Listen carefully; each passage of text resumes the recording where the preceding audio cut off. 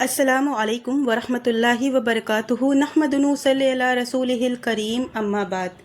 پچھلے ویڈیو میں آپ نے دیکھا کہ میں نے مشرکین کے بارے میں کچھ چیزیں آپ کے ساتھ قرآن اور حدیث کی روشنی میں پیش کی ہوں، تو آپ یہ غور کریں کہ آپ میں یا آپ کے آس پاس کے لوگوں میں بھی ایسے عقیدے تو نہیں ہیں۔ قرآن پاک میں جو عقیدہ مکہ کے مشرکوں کا بیان کیا گیا ہے، بالکل ٹھیک وہی عقیدہ آج ہمارے بہت سے مسلمانوں کا بھی ہے۔ وہ ان بزرگوں اور اولیاءوں کے بارے میں ہے جو آج سے سینکڑوں سال پہلے وفات پا کر قبروں میں مدفون ہیں۔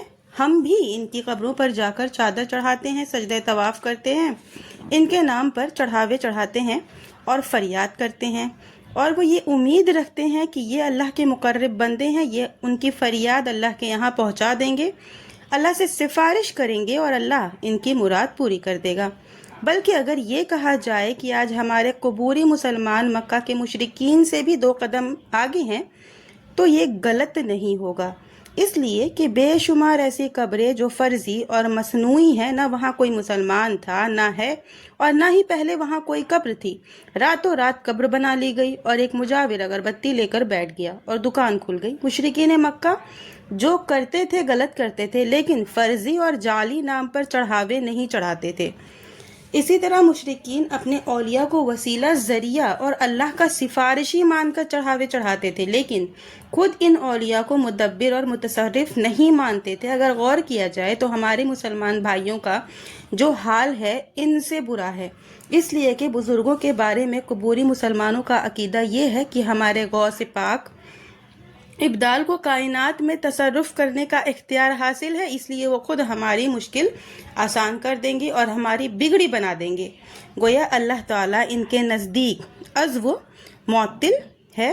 ان للہ و انا الیہ راجعون، یعنی کہ آج کا جو مسلمان ہے وہ انہی بزرگوں کو جن کی وہ قبر پوجتے ہیں، انہی کو اپنا اولیاء بنا لیتے ہیں۔ یہ عقیدہ ہو گیا ہے آج کے مسلمانوں کا کہ وہ سفارش نہیں کریں گے، وہ خود ان کی مرادیں پوری کروا دیں گے۔